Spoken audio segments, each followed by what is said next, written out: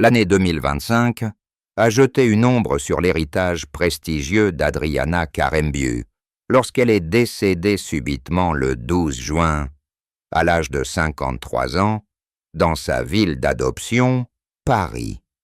La nouvelle a provoqué une onde de choc dans le monde de la mode et au-delà, tandis que fans, collègues et familles étaient aux prises avec la perte soudaine d'une femme qui semblait invincible. La mort d'Adriana, attribuée à une forme rare et agressive de leucémie diagnostiquée quelques mois plus tôt, a marqué la fin d'une époque pour ceux qui la voyaient comme l'incarnation de la grâce et du courage.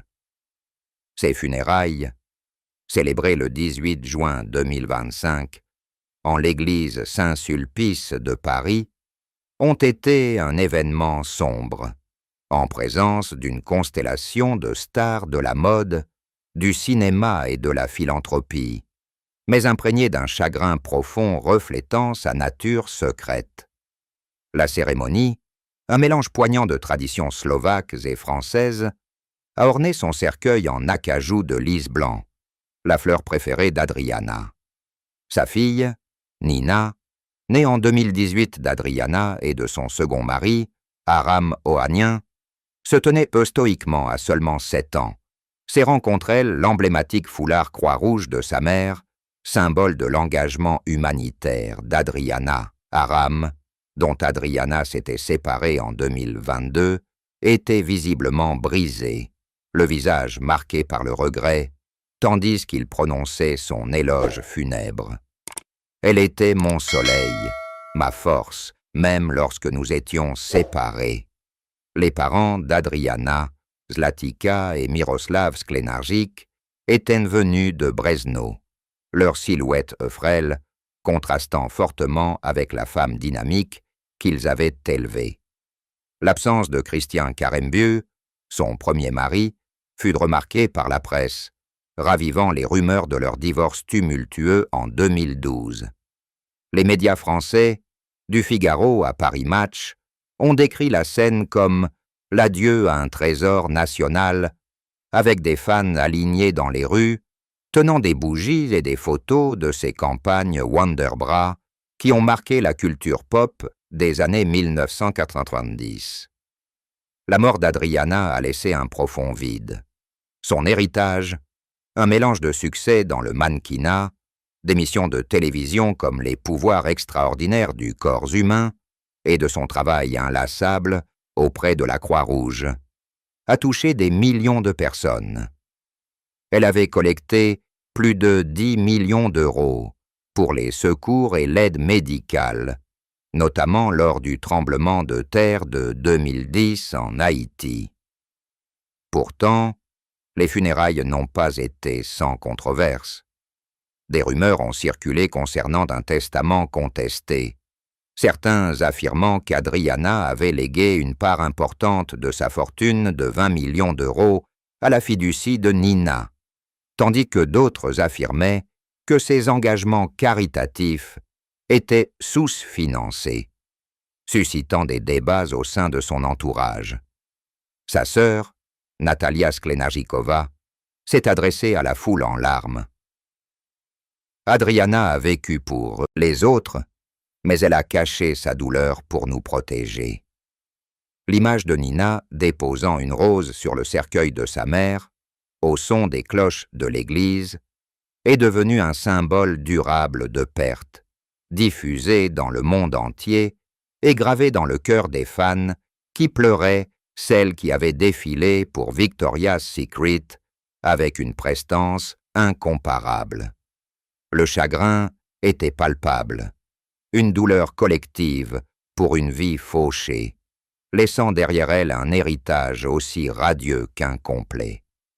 La plus grande tristesse d'Adriana Karembeu ne résidait pas dans la fugacité de la célébrité, ni dans les exigences physiques du mannequinat, mais dans la douleur profonde de perdre ses enfants à naître suite à de multiples fausses couches lors de ses mariages.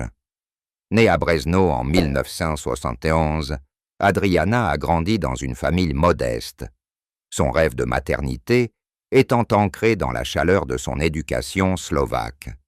Pourtant, son parcours pour devenir mère fut semé d'embûches, une souffrance intime qu'elle a dissimulée au public jusqu'à la fin de sa vie. Ce chagrin, plus que tout revers de carrière ou scandale public, a façonné son paysage émotionnel et mis sa résilience à l'épreuve. Durant son mariage avec Christian Karembeu, footballeur français d'origine kanak, de 1998 à 2012, Adriana a subi 3 fausses couches. La première en 2001, suivie de 2 autres en 2004 et 2007. Chaque perte a été un coup dur, aggravant la tension d'un mariage déjà mis à rude épreuve par la carrière exigeante de Christian dans des clubs comme le Real Madrid et leur vie entre Paris et la Nouvelle-Calédonie. Dans une rare interview accordée au magazine Elle France en 2018, Adriana confiait « J'ai souri aux caméras, mais intérieurement, j'étais brisée. Perdre un enfant qu'on n'a jamais tenu dans ses bras est un chagrin qui ne disparaît jamais. L'impossibilité d'avoir des enfants est devenue un véritable fossé entre le couple. » Christian admettant plus tard dans ses mémoires de 2015 qu'il ne savait pas comment la soutenir dans cette épreuve. Leur divorce en 2012, après 14 ans de mariage, a été en partie attribué à cette douleur partagée mais non exprimée, même si Adriana n'a jamais publiquement blâmé Christian, préférant se concentrer sur sa carrière. Son second mariage avec Aram Ohanian, un homme d'affaires franco-arménien, lui a redonné espoir. En 2018, à 46 ans, Adriana a donné naissance à Nina, un miracle après des années de lutte pour la fertilité. Cependant, cette joie a été tempérée par 2 fausses couches supplémentaires en 2015 et 2016, qu'elle a décrites plus tard dans un podcast en 2020 comme « des moments où j'ai senti mon corps me trahir ». Ces pertes, combinées à la pression de préserver son image publique de top modèle radieuse, l'ont plongée dans des périodes de dépression traitées discrètement par une thérapie à Paris. Aram, contrairement à Christian, était un soutien indéfectible, mais leur séparation en 2022 a laissé entrevoir des tensions peut-être exacerbées par le chagrin persistant d'Adriana et son désir d'élever seule Nina. Ce chagrin a façonné la philanthropie d'Adriana. Son engagement auprès de la Croix-Rouge, notamment dans les programmes de santé maternelle et infantile, lui a permis de canaliser sa douleur pour lui donner un sens. Elle finança des cliniques en Slovaquie et en Afrique, les dédiant aux enfants que je n'ai pas pu avoir. Pourtant, le chagrin demeurait une ombre constante.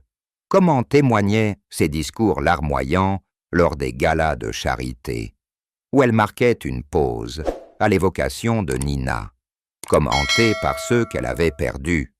En 2025, alors qu'une leucémie l'affaiblissait, Adriana confia à ses proches que son plus grand regret était de ne pas avoir passé plus de temps avec Nina et de ne pas avoir donné de ses frères et sœurs. Cette blessure inexprimée, dissimulée derrière son sourire éclatant, fut la blessure la plus profonde. Un chagrin qui persista jusqu'à ses derniers jours, rendant ses triomphes d'autant plus poignants. Le moment charnière qui changea la trajectoire de la vie d'Adriana Karembeu eut lieu en 1997, lorsqu'elle fut découverte par un recruteur de mannequins lors d'un concours de beauté à Prague, la propulsant du statut d'étudiante en médecine en Slovaquie à celui de top modèle international. À 26 ans, Adriana étudiait la médecine à l'Université Charles, rêvant d'une vie tranquille, de pédiatre à Brezno. Sa participation au concours, encouragée par une amie, était un caprice. Une occasion d'échapper à la monotonie des cours et des stages hospitaliers. Sa victoire attira l'attention d'un agent parisien qui lui proposa un contrat avec Elite Model Management. Cette rencontre fortuite transforma son destin, la propulsant dans un monde de glamour, d'attention et d'opportunités qu'elle n'avait jamais imaginé. Avant 1997, la vie d'Adriana se déroulait dans la simplicité de Brezno, une petite ville du centre de la Slovaquie. Ses parents, Zlatica, enseignante, et Miroslav, ingénieur, lui inculquaient une solide éthique du travail, mais leurs moyens modestes limitaient son ouverture sur le monde extérieur. La proposition du recruteur était un pari risqué. Abandonner ses études, s'installer à Paris et poursuivre une carrière sans garantie. Malgré les objections initiales de ses parents, Adriana sauta le pas et arriva à Paris avec un français rudimentaire et une valise remplie de rêves. En quelques mois, elle décrocha sa première grande campagne pour Wonderbra. Sa silhouette sculpturale et son sourire radieux firent d'elle une sensation immédiate. En 1988, elle défilait pour Givenchy et Yves Saint Laurent, ce qui lui valut le record Guinness des jambes les plus longues, 1,24 mètres, et une place chez Victoria's Secret. Cet incident redéfinit son identité. D'étudiante timide, elle est devenue une icône mondiale, faisant la une de Vogue et de Marie-Claire. Ce changement l'a également propulsée dans l'univers de Christian Karembeu, menant à leur mariage en 1998 et à une vie très médiatisée à Madrid et à Paris. Cependant, ce changement s'accompagnait de défis. La pression de la perfection, la surveillance médiatique incessante et l'abandon de ses ambitions médicales. Dans une interview en 2019, elle avouait « J'adorais la médecine, mais le mannequinat m'a choisi. Parfois, je me demande qui je serais devenu si j'étais resté à Prague. » La célébrité a également mis à rude épreuve ses liens familiaux, sa sœur Natalia ressentant le recul que sa carrière a créé. Cette découverte de 1997 a ouvert la voie à sa philanthropie ultérieure, car la richesse et la visibilité lui ont permis de défendre les causes de la Croix-Rouge. Elle a également renforcé sa résilience, lui apprenant à naviguer dans un secteur impitoyable tout en restant fidèle à ses racines. En 2025, alors qu'elle livrait son dernier combat contre la leucémie, Adriana se souvenait de ce moment comme « la porte qui a ouvert ma vie pour le meilleur et pour le pire ». C'est l'étincelle qui a fait d'Adriana Karembeu, et pas seulement Sklenarjikova, un nom gravé dans l'histoire de la mode, un nom qui a porté le poids d'une vie qu'elle aurait pu vivre. La vie amoureuse d'Adriana Karembeu, marquée par 2 mariages prestigieux, était un mélange de passion et de profonde tristesse, façonnée par la perte d'enfants à naître et les pressions de la vie publique. Son premier mariage, avec Christian Karembeu, de 1988 à 2012, a commencé comme un conte de fées. Ils se sont rencontrés lors d'un gala parisien en 1997, peu après sa percée dans le mannequinat. Christian, footballeur vedette fraîchement vainqueur de la Coupe du Monde 1998 avec la France, était sous le charme et la prestance d'Adriana. Leur mariage en Corse, auquel assistaient les élites du sport et de la mode, a été un spectacle médiatique, Paris Match les surnommant « le couple en or ». Pourtant, sous le glamour, le chagrin planait. L'impossibilité pour le couple d'avoir des enfants a été leur plus grand chagrin. 3 fausses couches, en 2001, 2004 et 2007, ont laissé Adriana aux prises avec un chagrin qu'elle avait caché au public. La carrière exigeante de Christian avec ses passages à Middlesbrough et à l'Olympiakos, a entraîné de longues séparations, accentuant leur distance émotionnelle. Adriana a confié plus tard dans un documentaire de 2020 : « Nous nous aimions, mais nous ne savions pas comment faire notre deuil ensemble. » En 2011, leur mariage battait de l'aile, les tabloïds spéculant sur les liaisons présumées de Christian et la concentration d'Adriana sur le mannequinat. Le divorce en 2012 s'est déroulé à l'amiable, mais a laissé Adriana en proie à des doutes sur sa valeur, une douleur qu'elle a portée jusqu'au chapitre suivant de sa vie. Son second mariage, avec Aram Ohanian, en 2014, lui a redonné espoir. Aram, homme d'affaires pragmatique, leur a apporté la stabilité, et la naissance de leur fille, Nina, en 2018, a été un triomphe après 2 autres fausses couches en 2015 et 2016. Cependant, leur relation a été mise à rude épreuve par la carrière intense d'Adriana et ses engagements philanthropiques. Le couple s'est séparé en 2022, Aram évoquant des différends irréconciliables dans une déclaration privée. Dans une interview en 2023, Adriana a laissé entendre l'impact de ses problèmes de santé. « J'ai tout donné à Nina et à mon travail, mais peut-être pas assez à lui. » La séparation l'a laissée seule à élever Nina, un rôle doux amer qui faisait écho à la force de sa propre mère, mais qui portait en elle la tristesse d'un autre mariage raté.